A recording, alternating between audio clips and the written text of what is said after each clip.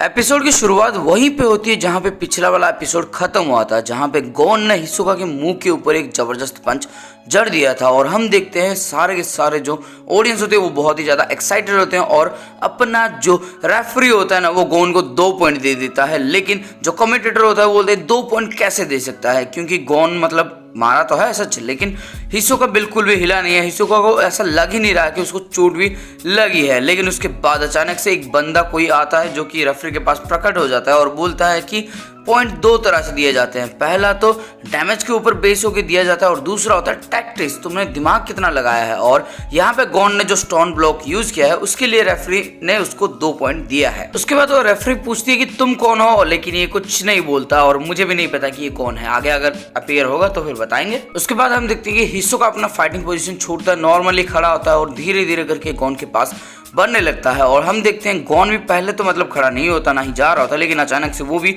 उसकी तरफ चलना शुरू कर देता है। उसके बाद हम देखते हैं गोन अपने पॉकेट के अंदर हाथ डालता है और वहां से हिसोका का बैज निकाल के इसको देता है और हिसोका भी अपना बैज ले लेता है, यानी कि इसको याद होता है, इसका प्रॉमिस, इसका वादा याद होता है। इसके बाद ये दोनों फिर से अपने फाइटिंग पोजीशन के अंदर चले जाते हैं और यहाँ पे जो कमेंटेटर होता है बोलता है कि क्या चल रहा है यहाँ पे, मेरे को कुछ पता ही नहीं चल रहा है यहाँ पे हो क्या रहा है। उसके बाद हम हिसोका को देखते हैं जो पूछता है गोन से कि तुमने नैन के बारे में कितना सीखा है, और ये भी सब बता देता है कि मैंने सिर्फ ऑल बेसिक्स जितने हैं सब कुछ सीख रखा है। उसके बाद वो बोलता है कि तुम एक एनहांसर हो गए, और जिसको सुन के सब शॉक हो जाते हैं कि इसको कैसे पता चला कि वो एक एनहांसर है और वो सही भी होता है। इसके बाद गोन पूछता है कि तुम्हें कैसे पता है, और हिसोका बताता है कि मैं एक टेक्निक यूज करता हूँ, ब्लड टाइप टेक्निक।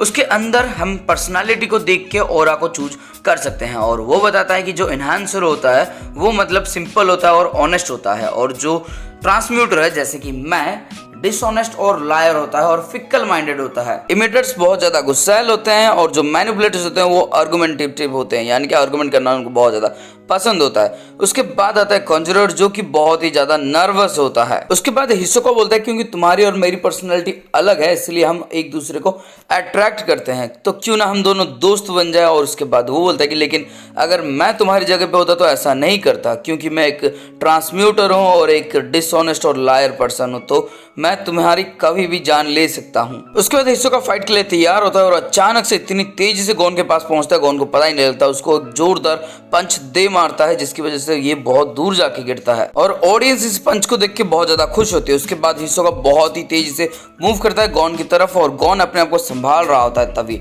और ये एक लात मारता है, जोरदार लात मारता है गोन की तरफ, लेकिन गोन एंड वक्त पे उसको डॉज कर लेता है और ये लात जाके सीधा फ्लोर पे लगती है और एक टाइल का पीस उड़ के बाहर जाता है, और बाहर की जितनी भी तबाही आप अभी देखने वाले वो सब उस फ्लोर की वजह से हुआ होता है। उसके बाद हम हिसोका को दिखाते हैं जो अपना ट्रू पोटेंशियल दिखाता है। वो दिखाता है कि वो कितना ज्यादा तेज है और गोन के आगे पीछे इस तरह से भाग रहा होता है कि गोन को पता ही नहीं चलता कि आखिर हिसोका है कहाँ पे। वो बहुत ज्यादा कोशिश करता है कि उससे आगे बच जाए, लेकिन नहीं बच पाता। ये किसी ना किसी तरह से उसको ढूंढ लेता है और उसको मतलब पीट भी देता है, यानी कि वही हांजो वाला सीन हो रहा था। जैसे हांजो इसको बड़े आसानी से बीट कर पा रहा होता है, वैसे ही हिसोका भी बड़ी ही आसानी से बीट कर पा रहा होता है। बहुत ही आसानी से इसके पास पहुंचता है, इसको मुक्के मारता है, पंचेस मारता है, एल्बो मारता है, जितना मारना होता है सब मार लेता है और ये उसको डॉज भी नहीं कर पाता, लेकिन कुछ केसेस में थोड़ा सा अटैक को ये डिफ्लेक्ट कर पाता है। और उसके बाद हम जो देखते हैं ना, मतलब गोन का दिमाग खराब हो चुका है, क्योंकि गोन को भी पता है कि इससे लड़ना इतना आसान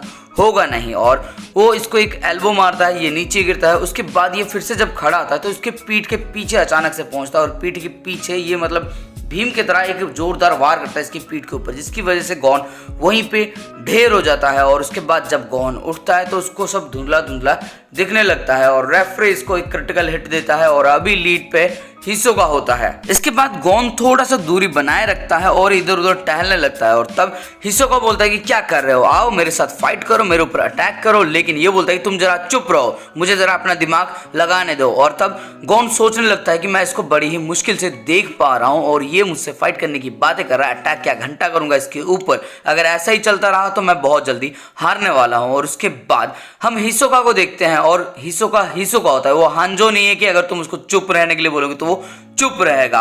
वो बोलता है कि अगर तुम मेरे पास नहीं आओगे तो मैं तुम्हें खींच के अपने पास लेके आऊंगा। और तब हम देखते हैं कि हिसोका ने अपना बंजी गम इसके गाल पे पहले से ही लगा रखा होता है। अचानक से वो इसको खींचने लगता है, ये कोशिश करता है अपने आप को रोकने की, लेकिन रोक नहीं पाता और बड़े ही तेजी से हिसोका की तरफ चला जाता है। और उसके बाद होना क्या था, वो बहुत ही एक जोरदार सा पंच इसके गाल पे जड़ देता है, जिसकी वजह से ये बहुत तेजी से नीचे गिरता है और बहुत ज़्यादा चोट आती है इसको, और रेफरी इसको एक क्रिटिकल हिट दे देता है। उसके बाद रेफरी गोन से पूछता है क्या तुम फाइट ले सकते हो, और ये खड़ा होता है और बोलता है कि मैं फाइट ले सकता हूँ। उसके बाद हिसोका इसके साथ एक डील करता है, वो एक सवाल करता है कि मैंने अपना बंजी गम तुम्हारे गाल पे कब लगाया, अगर तुम इसका सही जवाब दे दोगे तो फिर मैं तुम्हें एक फ्री हिट दूंगा। और ये एक फ्री हिट के लालच में आ जाता है और गोन अपने ऑप्शंस रखता है। पहला ऑप्शन होता है जब इसने एल्बो मारा होता है, दूसरा ऑप्शन होता है जब इसने क्लीन हिट मारा होता है, और तीसरा ऑप्शन होता है जब इसने दोनों हाथों से इसके पीठ के ऊपर हमला किया होता है। गोन थोड़ा सा रुकता है और बोलता है कि नंबर 3, जब तुमने अपने दोनों हाथों से मुझे मारा तब तुमने अपना बंजी गम मेरे ऊपर लगाया। लेकिन हिसोका बोलता है गलत। इसके बाद हिसोका बताता है सही जवाब है नंबर 4, जब मैं तुम्हें एनालिसिस दे रहा था, जो पर्सनल और एनालिसिस दे रहा था, तब मैंने तुम्हारे ऊपर बंजी गम लगाया था। अगर तुम शुरुआत से ही गियो यूज करते तो तुम देख सकते थे, लेकिन बाकी 3 कंडीशन का क्या, जब मैंने तुम्हारे ऊपर अटैक किया मैं तब भी बंजी गम लगा सकता था। इसका मतलब ये है कि अगर तुम देख भी लेते तो भी तुम कुछ कर नहीं पाते, क्योंकि मैं बहुत ज़्यादा तेज हूँ, मेरा ऑरा बहुत ज़्यादा तेज है, मैं तुम्हें कहीं से भी किसी भी तरह से बंजी गम चिपका सकता था। उसके बाद गोन को समझ में आ जाता कि अगर वो हिसोका को डॉज नहीं कर सकता तो देख के भी कुछ फायदा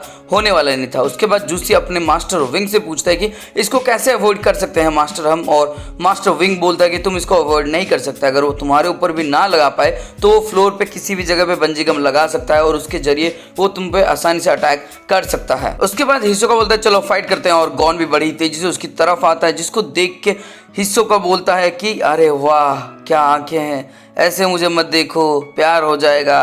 और साथ में वो बोलते हैं मारो मुझे और मारो, जितना ज़्यादा हो सके उतना ज़्यादा मुझे मारो, जब तक तुम एक ताश की पत्ती की तरह डह नहीं जाते तब तक मारो, और उसके बाद मैं तुम्हें खत्म कर दूंगा।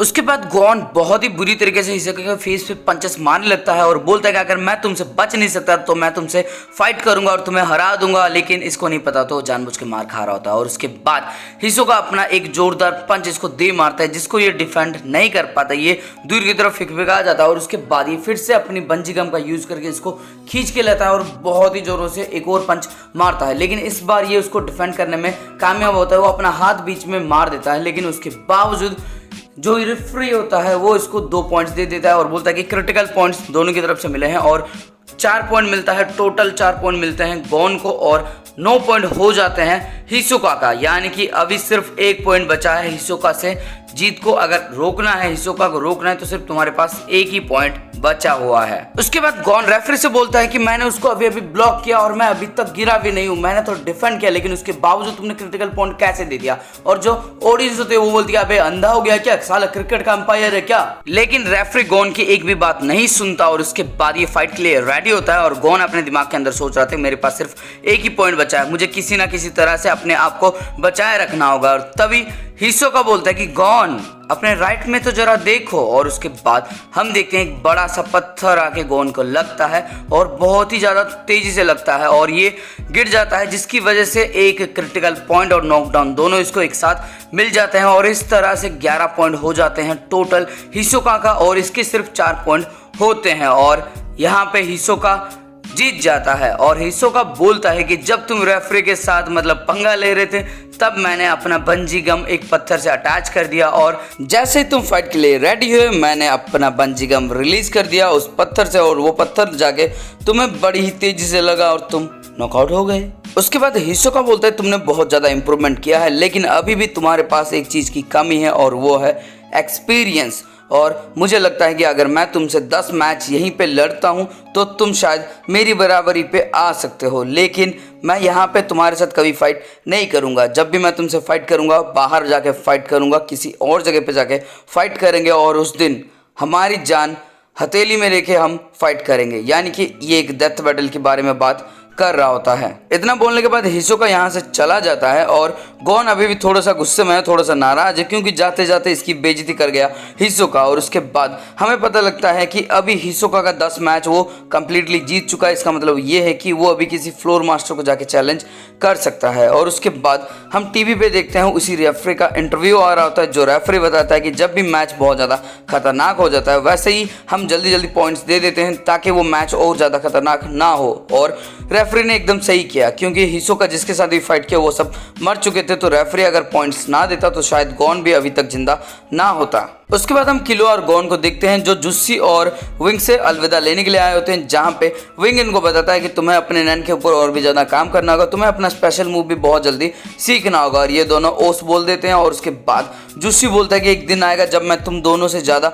आगे निकल जाऊंगा, जिसको सुन के किलोआ बोलता है कि शायद ऐसा कभी ना हो, लेकिन गॉन बोलता है all the best for that. और इसके बाद ये दोनों निकल जाते हैं इन दोनों को छोड़ के। इसके बाद गॉन और किलोआ चल रहे होते हैं, अचानक से किलोआ पूछता है कि तुमने अपना बदला तो हिसोका से ले लिया, तो तुम अब क्या करोगे। तब गॉन बताता है कि वो 6 महीने से अपने घर तक नहीं गया, यानी कि व्हेल आइलैंड वो 6 महीने से नहीं गया और वो मीटो से भी नहीं मिला है। तो पहले मैं जाऊंगा व्हेल आइलैंड, वहां से जाके मैं मीटो से मिलूंगा और उसको अपना हंटर लाइसेंस दिखाऊंगा। और तब किलोआ बोलता है कि तो फिर मैं भी तुम्हारे साथ चलता हूं। और उसके बाद हम देखते हैं कि ये दोनों निकल जाते हैं सीधा व्हेल आइलैंड के लिए, और इसी के साथ ये वाला एपिसोड हो जाता है खत्म। तो दोस्तों, इस वीडियो के अंदर आपको कुछ भी अच्छा लगा, फिर मजा आया ना, तो वीडियो को लाइक कर देना, कमेंट करके अपना फेवरेट पार्ट बता देना, और साथ में इस वीडियो को अपने दोस्तों के साथ शेयर कर देना। और अभी तक सब्सक्राइब नहीं किया है तो सब्सक्राइब भी कर लेना, अगर कर चुके तो थैंक यू। और जो बेल का आइकन है उसको ऑल पे सेट कर देना, क्योंकि सबकी घंटी बज रही है, अपनी भी बज जानी चाहिए। तो घंटी को जरा जोर से दबा दो, एकदम टन करके आवाज आ जानी चाहिए।